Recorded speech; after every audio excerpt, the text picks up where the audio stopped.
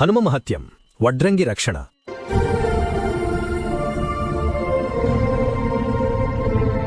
ఆంజనేయస్వామి తన భక్తుల పట్ల చూపిన గొప్ప కరుణ, రక్షణ గురించి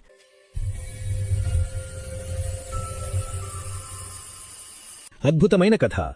ఈ కథ ఆయన సహాయకారి అనే గుణాన్ని తెలియజేస్తుంది. చాలా కాలం క్రితం ఒక గ్రామంలో రామ్దాస్ అనే వడ్రంగి కార్పెంటర్ ఉండేవాడు. అతను ప్రతిరోజూ పని ప్రారంభించే ముందు తన గురువైన శ్రీరామచంద్రుడిని మరియు శ్రీరాముడికి అత్యంత ప్రీతిపాత్రుడైన హనుమంతుడిని భక్తితో పూజించేవాడు.